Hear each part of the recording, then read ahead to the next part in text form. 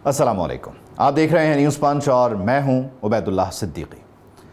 55 मरतबा ईरान को शिकस्त देने का दावा किया, 35 मरतबा ईरान को तबाह करने का जिक्र किया, 38 मरतबा मुआहिदे के करीब पहुंचने और फिर 25 मरतबा आबनाए हुर्मुज़ खुलने का दावा भी किसी और ने नहीं बल्कि अमरीकी सदर डोनाल्ड ट्रंप ने किया। लेकिन 107 दिन गुजर गए और अब इसराइल लबनान पर बम नहीं बरसाएगा, ईरान भी कोई कार्रवाई नहीं करेगा। ट्रंप ने अपनी 80वीं सालगिरह पर खुद को 107 दिन पहले वाली दुनिया, जहां पहले थी वही दुनिया 107 दिन गुजार कर तबाही करके वापस तोहफे में दे दी और आखिरकार जंग के खात्मे का ऐलान हो गया है। लेकिन ये मुआहिदा जुम्मे को होगा, तब तक बहुत कुछ हो सकता है या शायद कुछ भी ना हो, ये अहम सवाल है। लेकिन पाकिस्तान को दुनिया खिराजत रही है कि जिसकी कोशिशों से मशक़ वुस्ता में महीनों से भड़कती आग आखिरकार बुझ रही है। सिफारती महाज पर पाकिस्तान की मुसलसल खामोश मगर फैसलाकुन कोशिशों ने वो कर दिखाया कि जिसे कई मुबस्सिरीन नामुमकिन करार देते थे। कौमी असम्बली में खिताब करते हुए वज़ीर आज़म शहबाज शरीफ ने इसे दुनिया के लिए एक तारीख़ी लम्हा करार दिया है। लेकिन ये मुआहिदा आसानी से नहीं हुआ, ये बहुत मुश्किलात से भरपूर था। वज़ीर आज़म क्या कह रहे थे? जंग के सिर्फ 1.5 माह बाद 13 अप्रैल को अमरीका और ईरान एक इब्तदाई डील पर रजामंद हुए थे। अमरीकी हुकाम और ईरानियों में पाकिस्तान में मुज़ाकरात भी हुए, मगर 14 अप्रैल को इसराइल की लबनान पर बमबारी ने माहौल को ख़राब किया। फिर 13 मई को एक बार फिर मुआहिदा तकरीबन तैयार था, लेकिन 14 मई को होने वाले इसराइली हमले ने सिफारती पेशरफ्त फिर रोक दी। 13 जून को भी यही कहानी दोहराई गई कि जब मुआहिदे पर इलेक्ट्रॉनिक दस्तखत की बात चल रही थी, एन उन्हीं लम्हों में इसराइल ने बैरूत पर हमला कर दिया कि जिससे मामला फिर लटक गया। लेकिन पाकिस्तान की सिफारतकारी ने एक बार फिर इस मामले को संभाला, यानी जब जब डील करीब पहुंची, इसराइल ने कोई ना कोई फौजी कार्रवाई मुज़ाकरात के रास्ते में रुकावट बनकर खड़ी कर दी। लेकिन बिलाखिर जो चीज़ मैदान में गालिब आई वो ताकत नहीं है, वो सिफारतकारी है। ज़राए के मुताबिक इस अमन मुआहिदे में अमरीका और ईरान के दरमियान बराह रास्त फ़ौजी कार्रवाइयों का मुस्तकिल खात्मा होगा। लबनान में कशीदगी कम करने के इक़दामात होंगे। आबनाए हुर्मुज़ में बैनुल-अक़वामी जहाज़ रानी की बिला रुकावट बहाली होगी। सिफारती राबतों का मुस्तकिल निज़ाम और मुतनाज़ मामलात को मुज़ाकरात के ज़रिए हल करने का फ्रेमवर्क शामिल है। ताहम इस मुआहिदे में ईरान के मिज़ाइल प्रोग्राम, ख़ित्ते में ईरान के इत्तेहादी ग्रोहों की जो सरगर्मियाँ हैं और इसराइल की सिक्योरिटी से मुतालिक कई बुनियादी मामलात पर अभी तक हतमी और तफसीली शिक शामिल नहीं है, क्योंकि ये बाद में डिस्कस होंगी।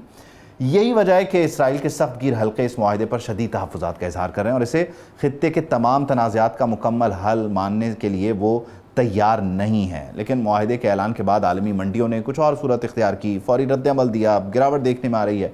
अमरीकी खाम तेल की कीमत 4.27% कमी के बाद $80.61 फ़ी बैरल, बरतानवी क्रूड की जो कीमत है वो $83.31 फ़ी बैरल तक आ चुकी है। इसराइल में इस मुआहिदे पर शदीद तहफ़्फ़ुज़ात सामने आ रहे हैं, रद्द-ए-अमल आ रहा है। इसराइल ने लबनान में कब्ज़ा किए गए इलाकों को खाली करने से इनकार कर दिया है। इसराइली वज़ीर इत्मान बेर-गुवेर कहते हैं कि ये मुआहिदा इसराइल पर लागू ही नहीं होता, जबकि इसराइली फाइनेंस मिनिस्टर की जानिब से भी ये कह दिया गया है कि ये मुआहिदा इसराइल और दुनिया के लिए ख़तरनाक है बल्कि तबाही है। दूसरी तरफ इसराइली तज्ज़िया कार इसे नेतन्याहू हुकूमत की सियासी नाकामी और शिकस्त भी करार दे रहे हैं। अब सारी नज़रें 19 जून के दिन पर हैं, जिनेवा इजलास पर हैं, लेकिन सवाल यह है 4 दिन बाकी, क्या दस्तखत की तकरीब बगैर किसी रुकावट के मुकम्मल हो जाएगी? स्पॉइलर क्या कुछ कर सकता है? क्या इसराइल फिर कोई हरकत करके अमन मुआहिदे की कोशिशों पर पानी फेर सकता है, या सब कुछ अमरीकी सदर डोनाल्ड ट्रंप के कंट्रोल में है? सबको इन डिटेल डिस्कस करेंगे। मुझे ज्वाइन करें प्रोग्राम एहतशाम उल हक साहब। अच्छा एहतशाम साहब, ज़ाहिर है ये हम पहली बार नहीं सुन रहे कि मुआहिदा हो रहा है, बल्कि हमने जब जब सुना है तो हम खुश भी हुए हैं, साथ में हैरान भी हैं और पूछा कि हो कब रहा है। अभी भी मुआहिदा हो रहा है, ये ख़बर तो है, लेकिन हो जुम्मे को रहा है। तो ये पीर से जुम्मा एक बड़ा लंबा टाइम है और वो क्या कहते हैं, वो सिप एंड द कप के बीच में बड़ा फासला और बड़ा कुछ हो सकता है। तो एग्जैक्टली ये मंडे से फ्राइडे तक का जो पीरियड है, ये सारा अंडर कंट्रोल है, या आप समझते हैं कि स्पॉइलर यहाँ कुछ ना कुछ करने की कोशिश तो करेगा जैसे पहले करता रहा? देखो, वह स्पॉइलर का तो रोल आप देख लें, जिस तरीके से नेतन्याहू ने आखिरी 2 दिन भी आपने देखा बमबारी उन्होंने जनूबी पंजाब में रखी, और आज जो इजरायली अखबारात हैं वहाँ तो आप देखें वो तो सारे के सारे तनकीद कर रहे हैं नेतन्याहू पे कि ये तुम्हारा फेलियर है अगर जंग बंद होती है कि तुमने अहदाफ अपने हासिल नहीं किए। देखें, आपको याद होगा अपनी प्रोग्राम में, इसी प्रोग्राम में मैंने आपको बताया था कि जी MOU साइन होगा। मैंने आपको फ्रेमवर्क एग्रीमेंट की इनिशियल बातें बताई थी, तो अल्हम्दुलिल्लाह वो हमारी खबर सबसे पहले मैं देख रहा था, हमने ही दी थी सबसे पहले। चलें ये तो बहुत अच्छी बात होगी। अब दो चीज़ें हैं, एक तो जो आप बात कर रहे हैं ना 4 दिन की 5 दिन की, जुमे को होना है, आज मंडे है। देखो एक तो ट्रैवल टाइम है, तैयारी है, सब कुछ करना है, तो इसमें कोई ऐसा कैच नहीं है कि हम कहेंगे कोई मामला ख़राब हो सकता है, क्योंकि जिस तरीके से शहबाज शरीफ साहब ने ट्वीट किया था ना कि जी परमानेंटली इस जंग को बंद करने के लिए मामला को तय कर लिया गया, तो ये एक बहुत बड़ी बात है। दो बातें बड़ी इंपॉर्टेंट है ख़बर के तौर पे। एक तो आपने देखा वैद के जो प्राइम मिनिस्टर हाउस की तरफ से आया है कि जी प्राइम मिनिस्टर जाएंगे और सागदार साहब जाएंगे, तो मेरी तला ये है कि फील्ड मार्शल आसिम मुनीर भी उनका हमरा होंगे। सही है। दूसरा ये कि पाकिस्तान ही जैसे कि सब कहा जा रहा है इसको होस्ट करेगा, और ये बात हो रही थी इनकी तरफ से अब्बास अराक़ची साहब ने परसों जो बात की थी वो तो प्रेफरेंस उनकी थी कि इस्लामाबाद में हो, उन्होंने इस्लामाबाद डिक्लेरेशन का भी नाम लिया था। अब यहाँ पे बड़े तहफ़्फ़ुज़ात थे कि वो कह रहे थे कि जी हमने नहीं जाना, और ख़ास तौर पे पहले नाम आया ऑस्ट्रिया का, तो उन्होंने कहा जी ऑस्ट्रिया तो नेटो का मेंबर तो नहीं है लेकिन यूरोपियन यूनियन का तो मेंबर है, और यूरोपियन यूनियन के भी हम पे सैंक्शन है। अभी आपने देखा कल जिस तरीके से फ्रांस, जर्मनी और इंग्लैंड ने कहा है कि जी जो ही ये लिफ्ट होंगी सैंक्शंस तो हम अपनी जिसको बहाल कर दें, सैंक्शन ख़त्म कर देंगे। तो उनका ये ख्याल है कि ये भी पार्टिजानशिप इनकी रही है। जिनीवा क्योंकि ना तो नेटो का मेंबर है बैत, ना ही EU का मेंबर है, और तो इस लिहाज से वो कह रहे हैं कि जी ठीक है ये इंडिपेंडेंटली एक जगह है जहाँ पे बात कर सकते हैं।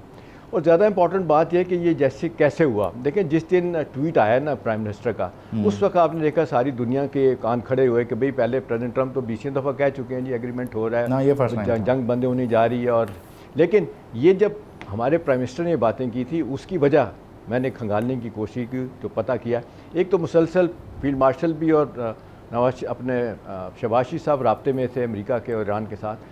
आखिरी 2 दिन में जो बड़ा काम हुआ है ना वो ये हुआ है कि वो जो इस्लामाबाद में ईरान के सफ़ीर है ना, इसमें सबसे अहम बात बैद ये है कि जो ईरान का बहुत ही हार्ड एंड स्टांस था ना इस मामले में कि हमारे तहफ़्फ़ुज़ात दूर किए बगैर हम इस जंग बंदी की तरफ नहीं जाएंगे, तो हमने उनको कन्विंस किया और उनके थ्रू कन्विंस किया और वो कन्विंस हो गए, और उन्होंने कहा जी ठीक है। उन्होंने कहा जी ये निटी ग्रिटी बाद में तय होती रहेगी, आप इस पर इनिशियल एग्रीमेंट जो होना है हो जाए, 60 दिन के अंदर जो बातचीत होगी उसमें आपके तहफ़्फ़ुज़ात भी आ जाएंगे, सब कुछ हो जाएगा। बाय द वे हमने भी इसको वेलकम किया है। कुछ लोगों का ख्याल था पाकिस्तान में साइनिंग सेरेमनी होनी चाहिए, लेकिन 60 दिन की नेगोशिएशन देखें वैद उसमें सारे टेक्निकल न्यूक्लियर के डिफेंस के एक्सपर्ट होंगे, और पाकिस्तान को फिर एक मुसीबत होगी, दोनों शहरों में लॉकडाउन होगा। चले उस लेवल का तो नहीं होगा कि सरबराह कोई आ रहा है या वाइस प्रेसिडेंट आ रहा है, लेकिन एक अच्छा खासा मसला था। फिर अमरीकी कह रहे थे कि जी हमें दूर पड़ता है तो आप इस तरह कर ले, बहुत ही न्यूट्रल जो जगह है वहाँ चले जाते हैं, तो जिनीवा की इसके ऊपर अल्टीमेटली जो है ना आपने देखा कि ईरान ने भी एग्री कर लिया। अब गोइंग फॉरवर्ड क्या है? गोइंग फॉरवर्ड ये है कि जो 2 चीज़ें हुई हैं, ये भी एक बड़ी खबर का हिस्सा है कि 2 बातों पे, एक पे ईरान ने कंसीड किया उबैद, एक पे अमेरिका ने किया। अमेरिका ने कंसीड इस पे किया कि जी आबनाए हुर्मस पे जो सो कॉल्ड एडमिनिस्ट्रेटिव कंट्रोल रहेगा, जिसको ओमान और ईरान मिल के चलाएँगे, ये इनके पास रहेगा, लेकिन ऑफिशियली कोई टोल का जिक्र नहीं किया जाएगा। और उसमें यह है कि छोटी मोटी फ़ीस का तयन जो आपने करना है वो हम 60 दिनों के निगोशिएशन में होंगे।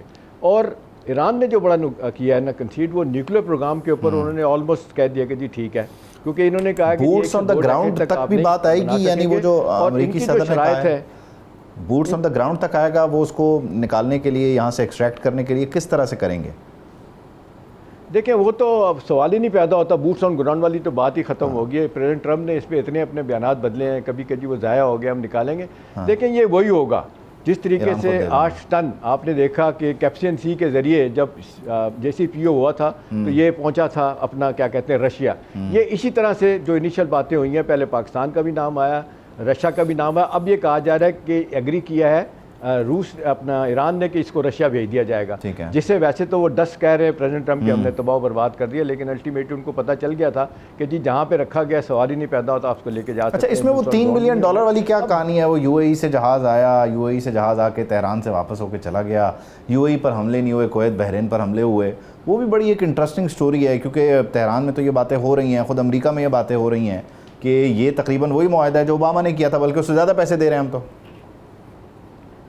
देखिए एक तो पैसे ज़्यादा दे रहे हैं, दूसरी बात यह है कि जो अब फिगर अभी तक कोई ऑफिशियली कंफर्म नहीं हो रहा, वैद के $80 बिलियन हैं कि $100 बिलियन, लेकिन $7 बिलियन जो कहा जाता है कतर में पड़े हुए हैं, और $3 बिलियन का आप सामने जिक्र आया कि जो UAE के बारे में पड़ा है कि जी उन्होंने भेज दिए, बाद में उसकी कंट्राडिक्शन आई कि जी ऐसी बात नहीं है। UAE को ये बात तो समझ आ गई है कि अब इसके बाद जो एक पोस्ट वॉर सिनेरियो जो बनेगा, एक मैकेनिज्म सिक्योरिटी का बनेगा, उसमें GCC मालिक के साथ ईरान भी आ जाएगा, अपना UAE भी आ जाएगा, तो अब यही कहा जा रहा है कि ये वंस एंड फॉर ऑल इस इशू को ख़त्म करने के लिए जो कतर ने और सऊदी अरब ने रोल प्ले किया है ना, इनको कन्विंस करने में ईरान को, अगर इनके अख्तलाफा इसको यूएई को बड़ी हद तक अब दूर हो गए हैं, उनको भी पता चल गया कि मामला नहीं चलेगा, तो नतीजतन ये बातें होती नहीं। लेकिन वहाँ पे कहा जा रहा है कि कोई ऐसा पैसा नहीं पड़ा हुआ, अगर पड़ा हुआ है, एक पहली दफ़ा बात आई लेकिन उसको कोई कंफर्म नहीं कर रहा।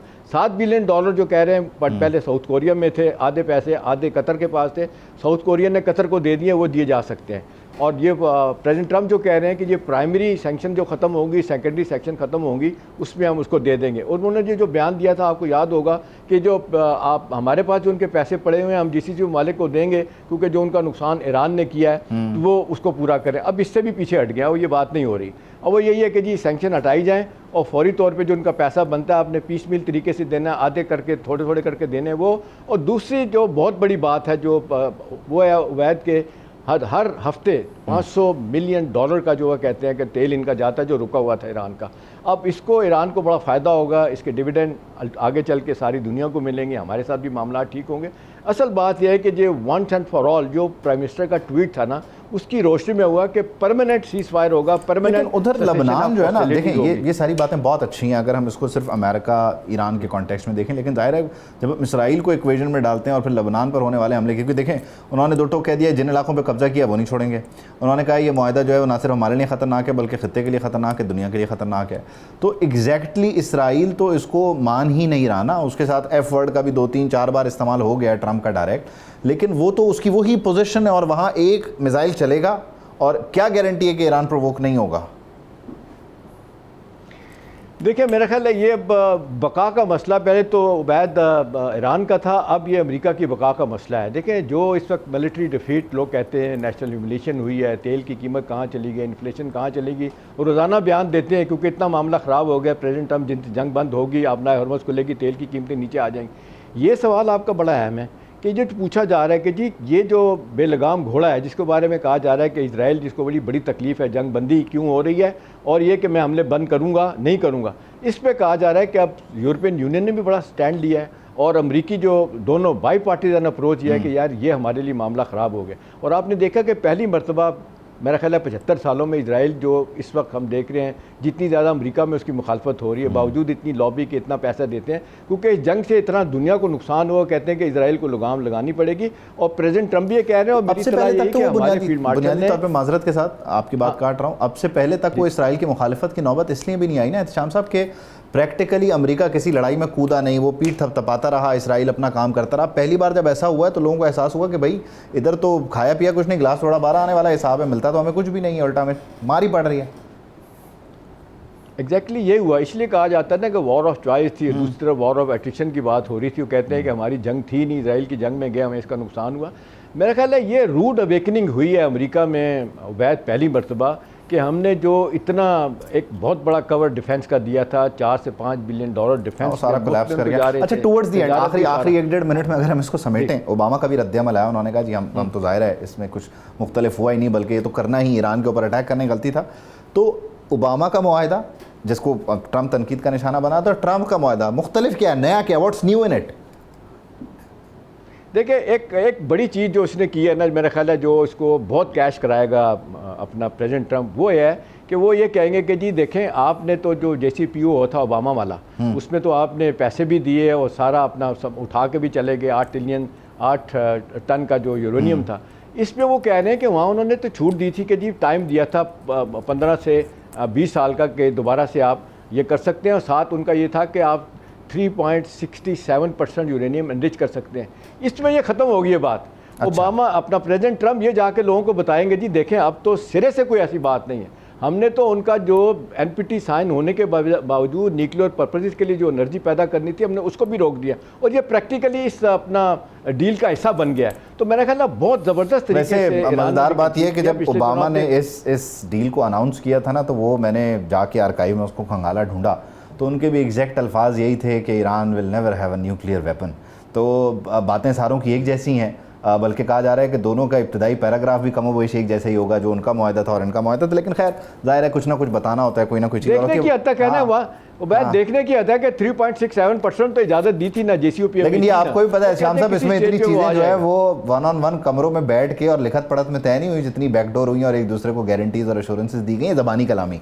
ये आपको भी पता है, हमें पता है। अपना उबैद, आखिरी बात यह है कि इस वक्त तो इतना शदीद प्रेशर था दोनों का कि जंग बंद हो जानी चाहिए, वो हो गई है। अब ये 60 दिन में जब सर जोड़ के बैठेंगे ना, टेक्निकल तब इसकी मजीद डिटेल सामने आएंगी definitely, and we will keep an eye on it. बहुत बहुत शुक्रिया, thank you for joining us. एक ब्रेक लेनी है, आई विश हम इसको कंटिन्यू करते हैं। एक ब्रेक शामिल करते हैं, ब्रेक के बाद वापस आएंगे।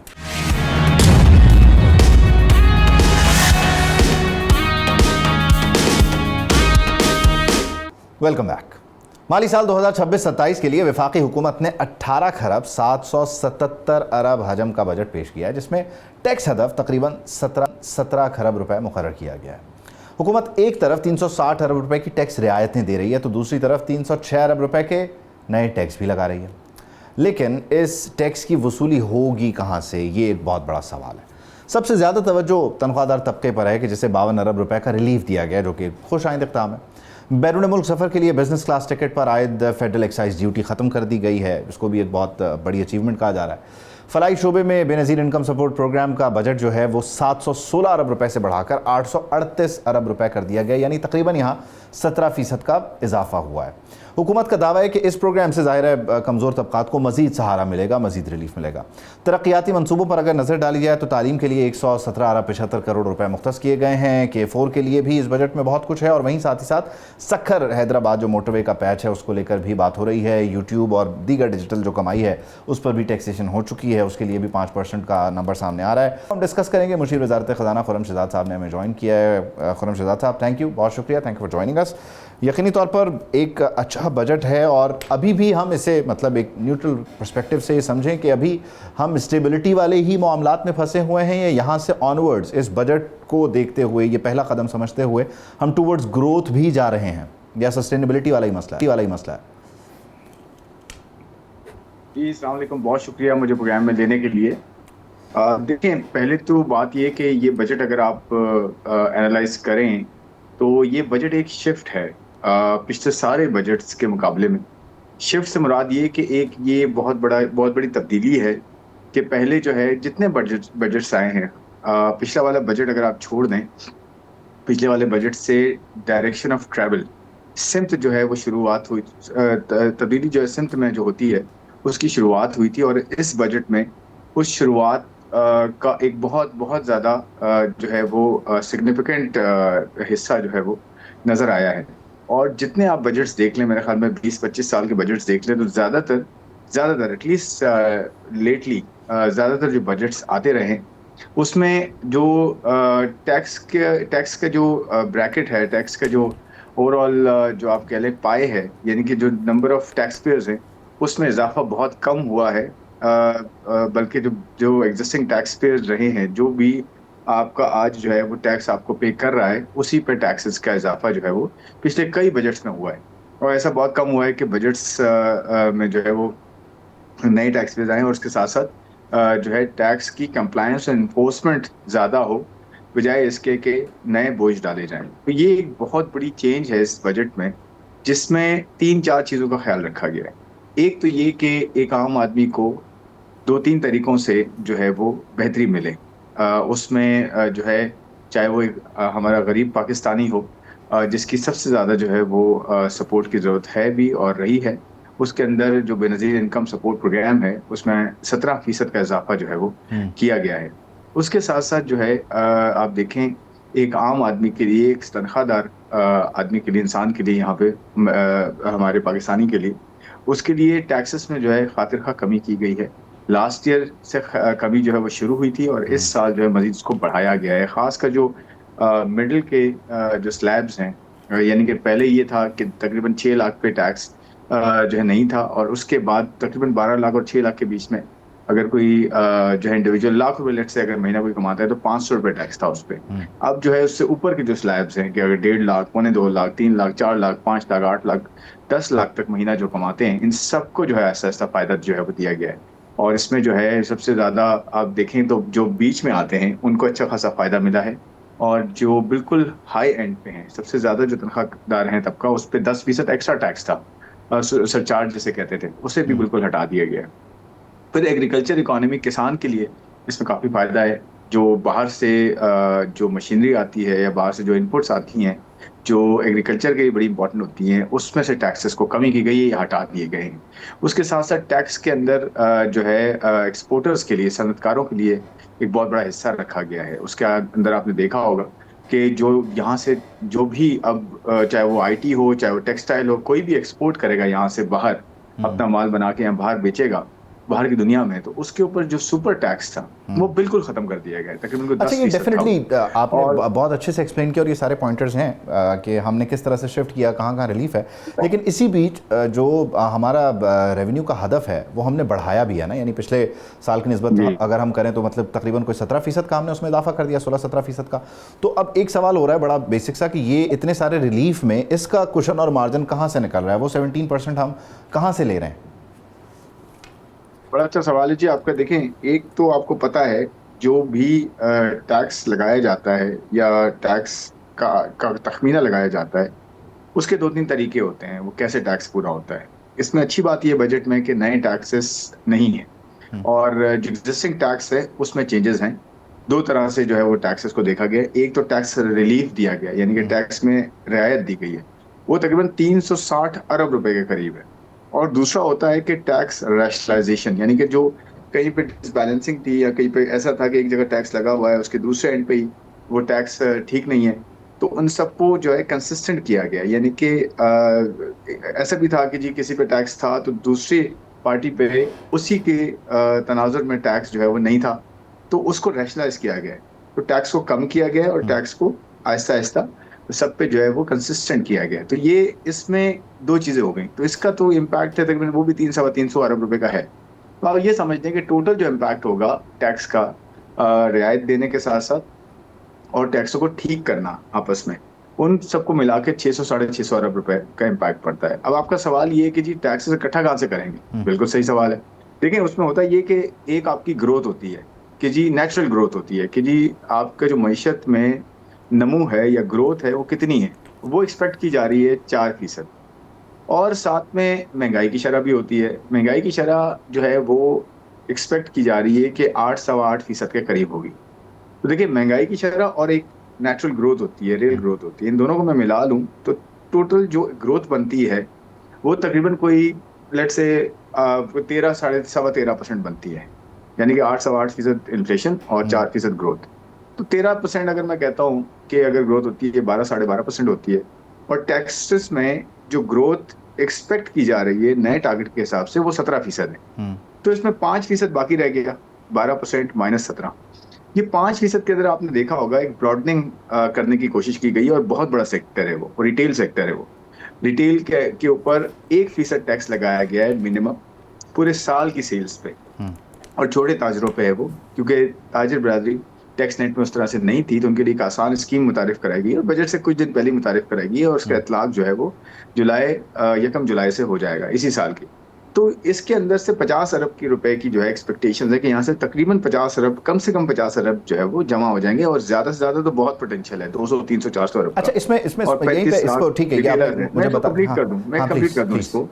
तो टोटल देखें, ये हो गया। और सबसे इंपॉर्टेंट चीज है कंप्लायंस एंड एनफोर्समेंट, कि जी ऑलरेडी जो टैक्स नहीं दे रहे तबकात, उनकी तरफ जाया जाए और उनसे एक आसान तरीके से और एक बहुत ही ट्रस्टेड मैनर में जो है उनसे एक एतमाद के साथ जो है उनको लाया जाए टैक्स नेट में, और वो एनफोर्समेंट और कंप्लायंस के थ्रू हो। यू कहते हैं ना, आप लोग भी, हम सब कहते आए कि जी नए टैक्सेस लगाए जाते हैं या जो जो टैक्स दे रहा है उसी के ऊपर टैक्स लाद दिया जाता है, मगर जो टैक्स नहीं दे रहा उसके पीछे नहीं जाया जाता। तो टैक्स के अंदर कंप्लायंस एंड एनफोर्समेंट का मतलब ये है कि वो वाले तबका जो टैक्सेस नहीं देते उनकी तरफ जाया जाए, बजाय इसके कि सैलरी वालों के पीछे या जो ऑलरेडी एक कॉर्पोरेट सेक्टर या कंपनी को टैक्स दे रही है उसके पीछे जाया जाए। रिटेल सेक्टर की जो आसान एक स्कीम आई है, इसकी एक एग्जांपल है। तो ये सब मिला के ये एक्सपेक्ट किया जा रहा है, और हम भी एक्सपेक्ट करते हैं कि ये कोई इतना बड़ा इशू नहीं होगा और हम इसको अचीव कर लेंगे। और ये देखिए easy ऐसा doable है, टारगेट देना ठीक है, अच्छी हाँ। बात है ताकि कुछ हम जो है अचीव भी कर सकें। ठीक। अच्छा, इसमें आसान स्कीम की आपने बात की खुर्रम साहब, बुनियादी तौर पे इस स्कीम को जो आपने कहा ना कि हमने शिफ्ट लिया है पिछले बजट से, उसको देखें वो पहला कदम था और यहाँ हम आते आते बहुत बेहतरी की तरफ जा रहे हैं।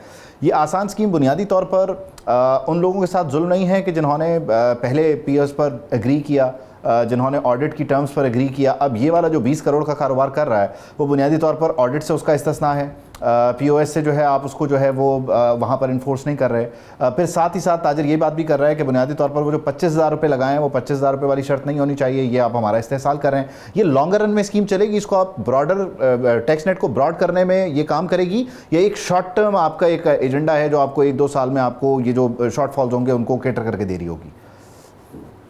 देखिए, एक तो मैं आपको सजेस्ट करता हूँ कि किसी ताजिर बरादरी के किसी भी जो है बड़े जो भी उनके हेड्स हैं उनको आप बुलाएं तो वो ज्यादा बेहतर रहेगा कि उनके थ्रू ये चीज आए कि जी वो एतराज क्या कर रहे हैं। वो 25,000 पे एतराज कर रहे हैं। अंडरस्टैंडिंग है नहीं, मैं नहीं कर रहे, वो आप लेकर आए ना उनको सामने, आप कह रहे हैं ना, ये आप उनको लेकर आए, उनको साथ बिठाएं और फिर डिस्कशन करते हैं। तो देखें 25,000 रुपये, तो मैं आपको सीरियसली बताऊं, बहुत सारे हमारे ऐसे सेगमेंट्स हैं कि वो आने के लिए आप कह रहे हैं कि जी इसमें हमें भी डाल दें इस स्कीम में, आपको पता है। तो बहुत सारे ऐसे सेगमेंट्स जिनको हमने निकाल दिया था, अब वो कह रहे हैं जी हमें भी इसमें डाला जाए।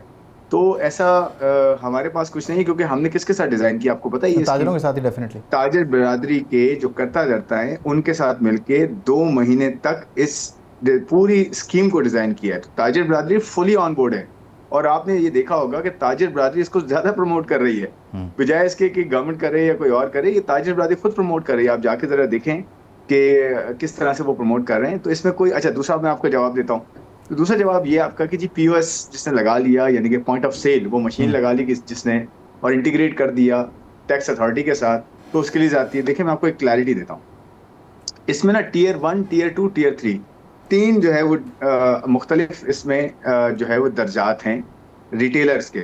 पहला जो दर्जा है ना वो टीयर 1 का, वो बड़े रिटेलर्स हैं। वो उसका ना डेफिनेशन दिया हुआ है सेल्स एक्ट, अगर आप देखें आई थिंक 1990 का है या इस तरह से। सेल्स एक्ट में अगर देखें तो टीयर 1, टीयर 2, टीयर 3 की डेफिनेशन है। उसके अंदर ये है कि टीयर 1 कौन होता है?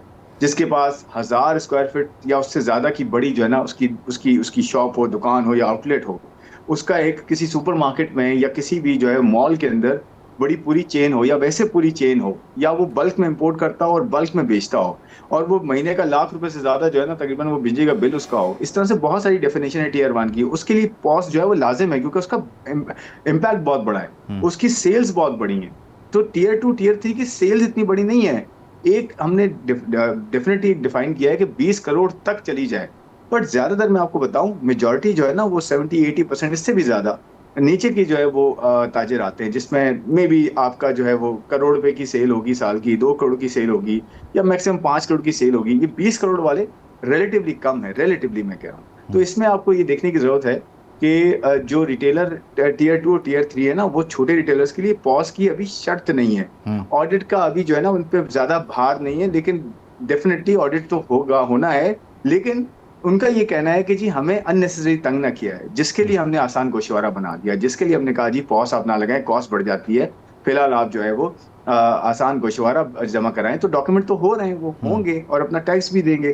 तो देखिए ट्रस्ट, ब्रॉडनिंग, और सबसे बड़ी बात ये है कि जी आप जो है वो कंट्रीब्यूट करें टैक्स के साथ। तो ये ज्यादा पर्पज है, बजाय इसके कि हम बहुत ज्यादा पैसों की अभी बात कर रहे हैं, बहुत ज्यादा टैक्स की बात है, उसका तो बेशक ट्रस्ट बिल्डिंग जो है इसको डेफिनेटली समझा जाए। अच्छा, एक चीज़ का आप बार बार जिक्र कर रहे हैं और ताजरों से जो बात हो वो भी इस लफ्ज़ का बार बार इस्तेमाल करते हैं, वो इन्फोर्समेंट जो है उससे खाइफ नज़र आते हैं। वो समझते हैं कि ये इन्फोर्समेंट से ज़्यादा हैरेसमेंट होती है। पता नहीं इन्फोर्समेंट की आपकी क्या डेफिनेशन रहेगी, वही होगी जो वज़ीर दाखिला कहते थे कि कराची में 1-2 लोगों से बात की जाए तो वो पैसे बाहर से ले आएंगे। इस इन्फोर्समेंट के चैप्टर पर आप ट्रस्ट बिल्डिंग कर सके हैं, ताजरों का एतमाद हासिल कर सके हैं, बड़े ताजर डेफिनेटली, ये इन्फोर्समेंट किस तरह से काम करेगी अब जब आप बजट बनाते हुए पॉलिसी को शिफ्ट करें टुवर्ड्स ग्रोथ जा रहे हैं वहां? नहीं, तो इन्फोर्समेंट तो देखें इसके अंदर है ना। इन्फोर्समेंट कैसे है? देखें, एक तो हमने ये कहा कि जी आपको हम आसानी देते हैं, ठीक है, आपको हम एक सर्टिफिकेट देंगे, और अगर आपने टैक्स अपना पे किया हुआ है, और हम आपको ये आसानी भी देते हैं कि आप 1% टैक्स अपने सेल्स पे लगाएं और उसमें खर्चे भी एडजस्ट कर दें, और उसके अंदर जो है आप विथहोल्डिंग टैक्स जो आप दूसरा 1.5 देते हैं वो भी एडजस्ट कर दें, ठीक है। तो आप बेशक कहते हैं कि जी मेरा टैक्स तो जीरो मेरा टैक्स बनता ही नहीं है, मैं तो लॉस में हूँ, तो आप 25,000 तो देंगे। इस पे एग्रीमेंट हो गया। उसके बाद ये कि सबसे बड़ा इशू था कि जी जो टैक्स अथॉरिटीज़ हैं वो बहुत तंग करती हैं, और ये देखें ये फैक्ट भी रहा है हमारे यहाँ के टैक्स अथॉरिटीज़ डिफरेंट तरीके से जो है वो इस्तेसाल होता रहा है टैक्स पेयर का, उसका ज़्यादा होता रहा है जो कि टैक्स नेट में रहा है। जो टैक्स पेयर बन गया है उसका ज़्यादा प्रॉब्लम रहा है, इसी वजह से लोग टैक्स से बाहर थे ना। टैक्स लोग देने का इशू नहीं है टैक्सेस का, मेरी अंडरस्टैंडिंग ये है, मैंने जितना देखा है, जितना ऑब्जर्व किया है, टैक्स लोग देते हैं, और लोग चैरिटी इतने ज्यादा करते हैं। आपको पता है पाकिस्तान में ग्लोबली हम मेरे ख्याल में टॉप पे आते हैं हम चैरिटी में, तो टैक्स क्यों नहीं देंगे? टैक्स देने के लिए सब दे सकते हैं अपना हिस्से का, और देना भी चाहिए, सबका फर्ज है। लेकिन अगर तंग किया जाएगा टैक्स पेयर को, तो जो बाहर है टैक्स नेट के, वो ज्यादा अपने आप को फील बेहतर करेगा ना, जी मुझे तो कोई पूछ ही नहीं सकता क्योंकि मैं तो नेट में ही नहीं हूँ। तो हमें ये चेंज करना है। उसके लिए एक इसमें उस वो एक ऑब्जेक्टिव है, और उसके लिए उस पैराए में ये कड़ी है कि जी हम ये शुरू करें ट्रस्ट। उसके अंदर मैंने आपको कहा एक सर्टिफिकेट दिया जाएगा जिसके ऊपर QR कोड होगा, और वो उस पर लिखा हुआ भी होगा कि फर्ज शनास जो है वो टैक्स पेयर है, और इसलिए उसको तंग ना किया जाए। और अगर वो कंप्लायंट है, सब कुछ है, तो उसको तो सपोर्ट करना चाहिए, उसको तो और ज्यादा इंसेंटिवाइज करना चाहिए, और इंशाल्लाह वो प्लान है भी कि ज्यादा इंसेंटिवाइज किया जाएगा टैक्स पेयर को, बजाय इसके कि जो टैक्स नहीं देता। तो मेरे ख्याल में इन्फोर्समेंट में इसमें जबरदस्ती से बेहतर है कि आप ठीक जो है, इंसेंटिवाइज ट्रस्ट करें, बिल्डिंग के आसानी जरिए, पैदा ठीक है। करें, ट्रस्ट अच्छा, पैदा करें, लास्टली उससे टूवर्ड्स लोग ज्यादा हैं। ये जो तरक्याती बजट वाला मामला था, सूबों के साथ आप समझते हैं कि जो फार्मूला तय हुआ है, ये कितनी देर विफाक को इसकी ज़रूरत रहेगी? यानी विफाक इस तरह के सेटअप में कितनी देर सर्वाइव कर सकता है? उसका सर्वाइवल के लिए उसे कितना टाइम चाहिए होगा? एक दूसरी चीज़, ये एक बहस ये हो रही है, ये एक सवाल पूछा जा रहा है कि तरक्याती बजट को कम करते हुए हम ज़ाहिर है अपनी नई स्कीम्स को लिमिट कर रहे हैं। सेकेंडली, हमारी जो पुरानी स्कीम्स हैं वो भी लिंगर ऑन हो रही हैं, उनकी कॉस्ट भी बढ़ रही है। तो एग्जैक्टली फिर हम जब यहाँ पर इन्वेस्ट नहीं कर रहे तो फिर हम ग्रोथ कैसे एक्सपेक्ट करेंगे? ये भी एक चीज़ डिस्कशन में आ रही है, और इसको एक सवाल की सूरत में आपके सामने रखा।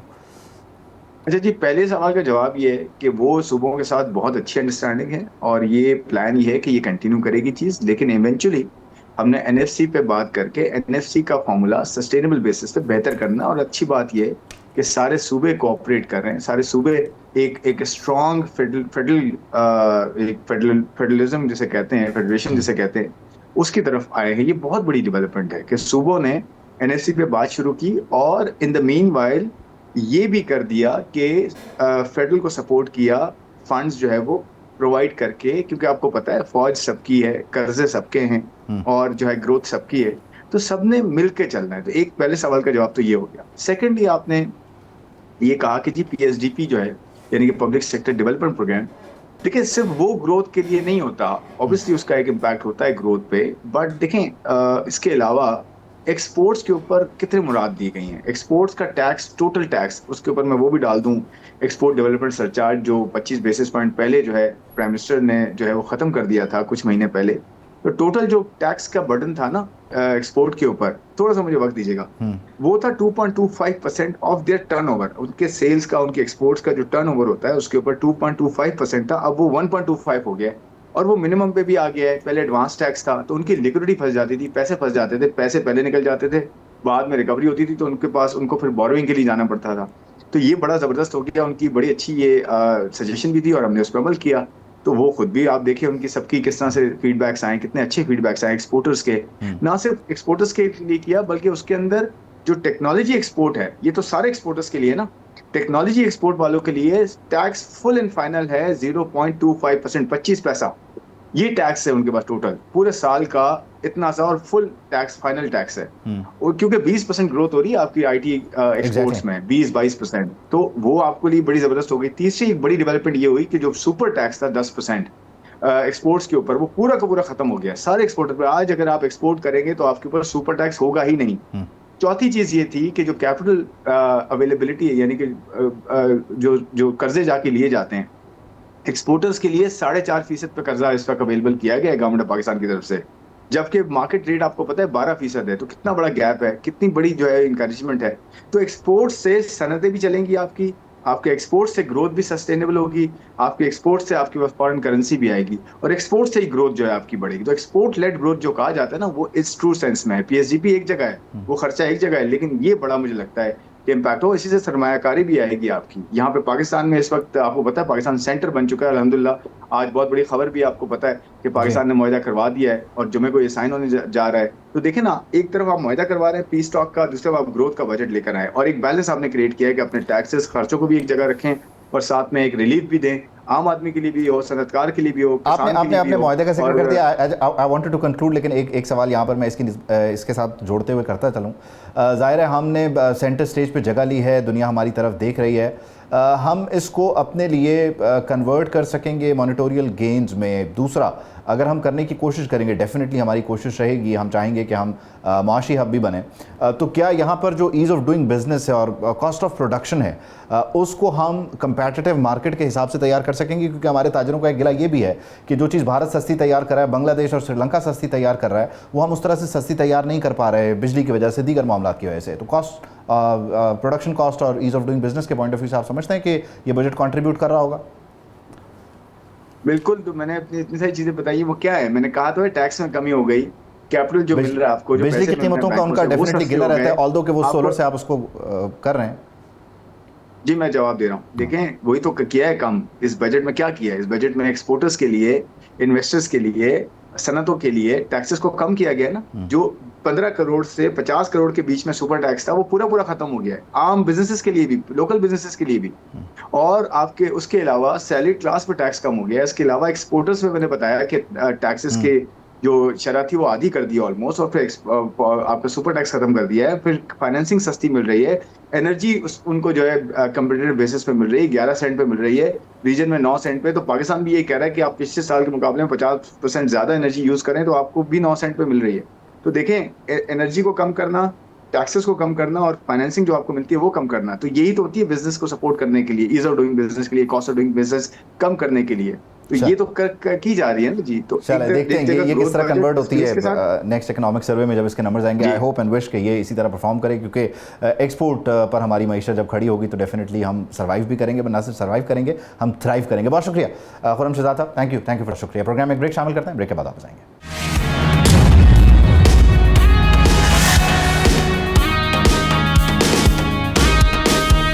मुत्तहिदा कौमी मूवमेंट में जो इस वक्त अंदरूनी इख्तलाफात हैं वो शिद्दत इख्तियार कर चुके हैं। खालिद मकबूल सिद्दीकी और मुस्तफ़ा कमाल एक दूसरे का नाम लिए बगैर एक दूसरे से मुताल्लिक़ गुफ्तगू कर रहे हैं। मामला है चेयरमैनशिप का, मुद्दत पूरी हो चुकी है लेकिन इंतखाबात नहीं हो रहे हैं। वो कहते हैं कि आपकी पार्टी पर गिरफ्त नहीं, यानी मुस्तफ़ा कमाल खालिद मकबूल सिद्दीकी को ये ताना देते हैं कि अगर आपकी गिरफ्त होती तो फिर कागज़ों में इलेक्शन होते हैं, आप दोबारा चेयरमैन बन जाते। लेकिन मुस्तफ़ा कमाल इस ख्वाहिश का भी इजहार कर चुके हैं कि वो चेयरमैन बनना भी चाहते हैं, वो कंटेस्ट करेंगे, इलेक्शन लड़ेंगे, फिर कारकुनान का फैसला होगा।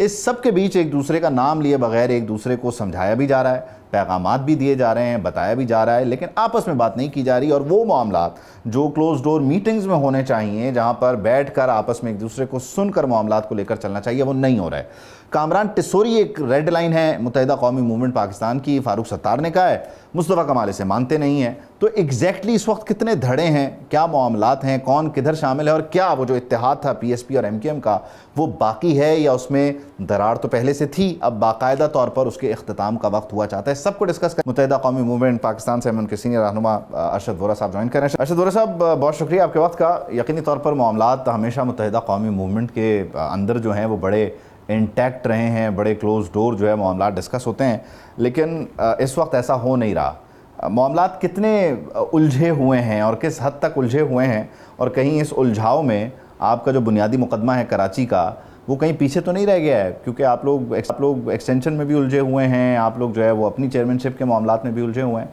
तो एग्जैक्टली हो क्या रहा है, चल क्या रहा है?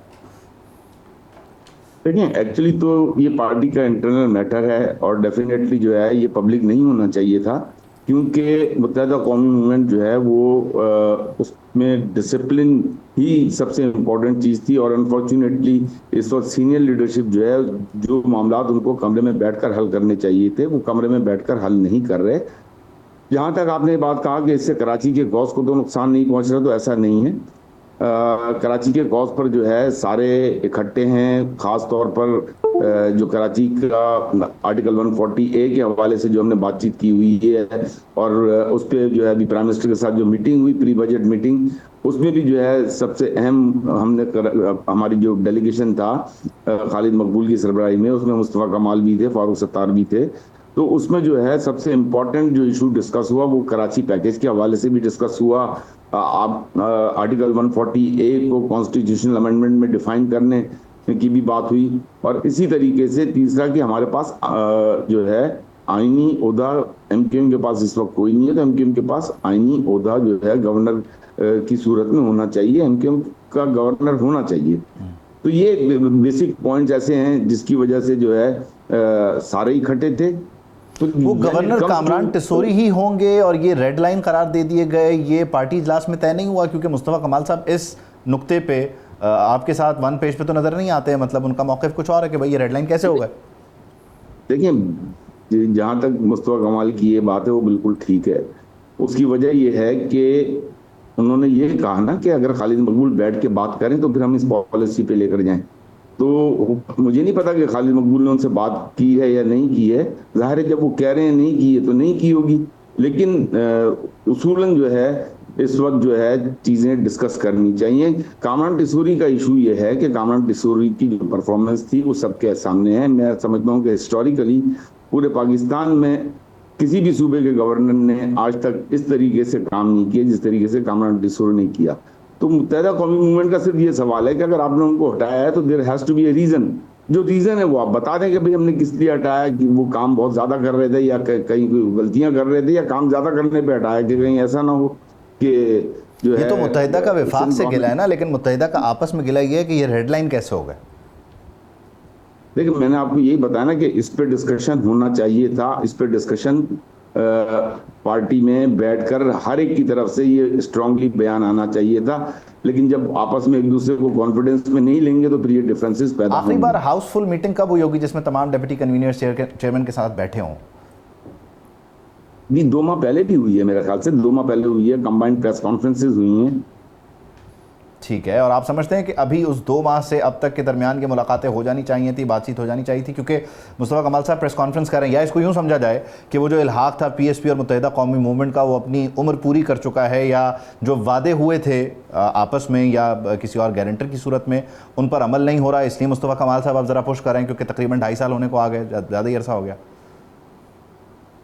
मैं नहीं समझता कि उसमें ऐसी कोई बात है। लेकिन मुत्तहिदा कौमी मूवमेंट 1977 में जब बनी थी तो उस वक्त भी जो है कराची के हुकूक के लिए, सिंध के शहरी इलाकों के हुकूक के लिए मुत्तहिदा कौमी मूवमेंट जो है वो वजूद में आई थी। और उसके बाद से अब तक जो है जो मुत्तहिदा कौमी मूवमेंट ने जितने ऑपरेशंस भुगते हैं, जितने लोग मुत्तहिदा कौमी मूवमेंट के शहीद हुए हैं, अगर आप देखें, और जितने लोगों ने जो है अस्सीरी काटी है, लोगों ने जेलें काटी हैं और फिर जेलों से जो है सजाए मौत, उम्र कैद की सजा, उसके बाद फिर वो बरी होकर भी आए हैं। इतना बड़ा बल्दिया वाला केस आपके सामने है। पूरी दुनिया में एमक्यूएम को बदनाम करने के लिए क्या कुछ नहीं किया गया, और अल्हम्दुलिल्लाह सुप्रीम कोर्ट से उसमें भी बरियत हो गई।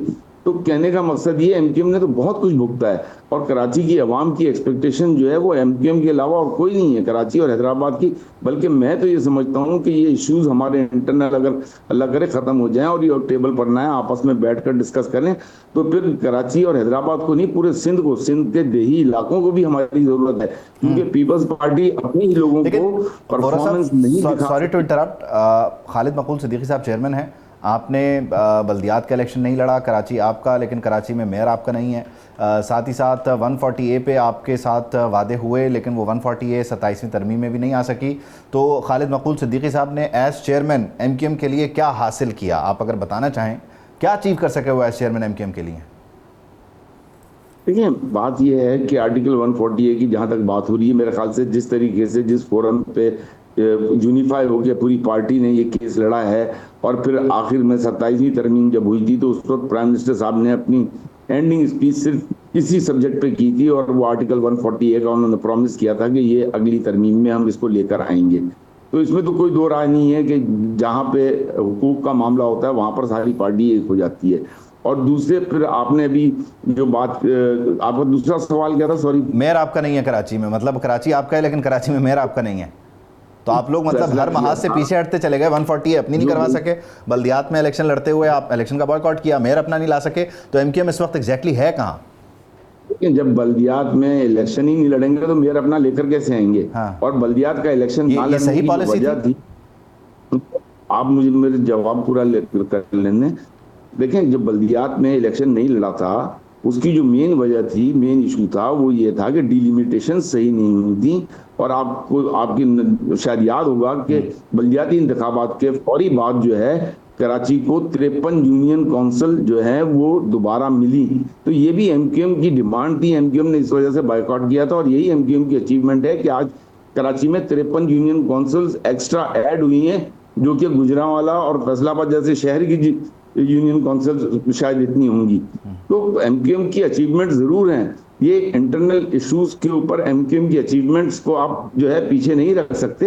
हाँ, अभी बहुत कुछ करना बाकी है, और आज भी एमक्यूएम के तमाम एमएनएज जो है वो परफॉर्म कर रहे हैं, अपने अपने इलाकों में परफॉर्म कर रहे हैं, अपने अपने इलाकों में डेवलपमेंट के काम कर रहे हैं। और ये एमक्यूएम ही की वजह से, जब एमक्यूएम के लोगों ने डेवलपमेंट के काम शुरू किए, तो फिर जो है यूनियन काउंसिल्स को और डिस्ट्रिक्ट चेयरमैन को और केएमसी को याद आया कि हमें भी काम करने हैं। अदरवाइज एमक्यूएम के जो मेयर्स हैं, एमक्यूएम के जो एमएनएज हैं, ये तो तकरीबन 2 साल से अपने काम शुरू कर चुके हैं, और आज भी कंटिन्यू और कंटिन्यू होते चले जाएंगे ये काम इंशाअल्लाह ताला, जब तक ये असेंबली है। लेकिन ऐसा तो नहीं है कि पाकिस्तान पीपल्स पार्टी के साथ आपने इस हद तक कॉम्प्रोमाइज़ कर लिया कि बुनियादी तौर पर जाहिर है बाद में आपकी बात मानी गई और वो यूनियन काउंसिल्स वगैरह का मामला, आबादी का मामला ठीक है एडजस्ट हुआ, लेकिन आपने 24 का इलेक्शन खुद निकाला, बल्दियात उनको दे दिया, 140 से आपका नहीं आ सका। तो बहुत ज़्यादा तो ऐसा नहीं हुआ कि बुनियादी तौर पर आप सारा कुछ देते चले जा रहे हैं और आपको मिल कुछ नहीं रहा, ना नून लीग की तरफ से ना पीपल्स पार्टी की तरफ से? देखिए, 140 ए पे मैं आपको बताऊंगा कि पीपल्स पार्टी तो चाहती ही नहीं है ना कि 148 जैसी तरामीम आए। उसकी वजह ये तो है एग्रीड अपॉन मामला था, तकरीबन 26वीं तरमीम के बाद भी ये कहा गया था 27वीं में लाएंगे।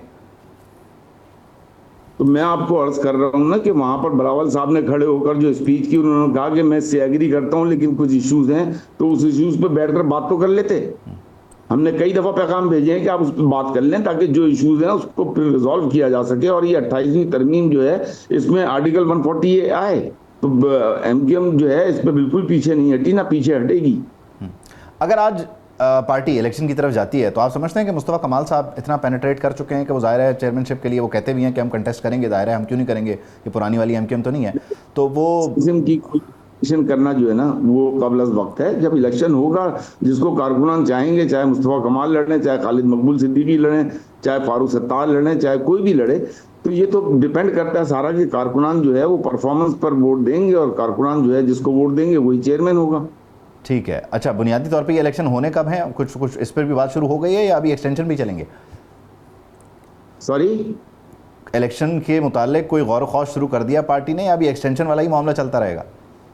नहीं, एक्सटेंशन क्यों चलेगा? अक्टूबर की डेट आ गई है ना। हाँ, तो उसमें हो जाएंगे। आप समझते हैं कि वहाँ करीब जाके दोबारा किसी जंग का बहाना करते हुए आप दोबारा किसी नई एक्सटेंशन पे चले जाएंगे?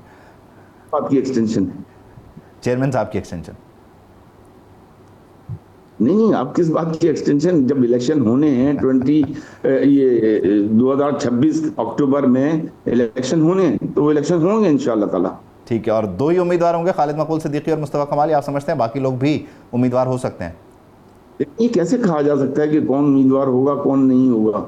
ये तो जब नॉमिनेशंस आएंगी उस वक्त पता चलेगा ना। इस वक्त तो कुछ भी प्रिडिक्ट करना कबल वक्त है। दोनों ही हजरात काबीना में हैं। वैसे इस्लामाबाद भी ज़ाहिर है आते जाते होंगे, वहाँ रहना भी है, कराची भी ज़ाहिर है इतना क्लोज डोर मीटिंग्स होती रहती हैं, वैसे भी पार्टी के व्हाट्सएप ग्रुप बने हुए होते हैं। राब्ते नहीं है इन दोनों के आपस में क्या, खालिद मकबूल सिद्दीकी और मुस्तफ़ा कमाल के? देखते तो हैं मुख्तलिफ प्रोग्रामों में जो है इनके आपस के इश्यूज जरूर होंगे, पॉलिसी पे शायद इख्तलाफात हों, लेकिन when it comes to party की पोजीशन पे या पार्टी को कहीं रिप्रेजेंट करना होता है, अभी प्राइम मिनिस्टर की मीटिंग में जैसा कि साथ गए हैं, प्रेस कॉन्फ्रेंसेस साथ करते हैं, तो ये इश्यूज जो हैं ये रिजॉल्व हो जाएंगे। हर पार्टी में होते हैं, बस यहाँ पे थोड़ा सा ये है कि पब्लिक हो गए हैं ये चीज़ें। ठीक है, पब्लिक नहीं होनी चाहिए। बहुत शुक्रिया अरशद वोरा साहब, thank you for joining us, बहुत शुक्रिया।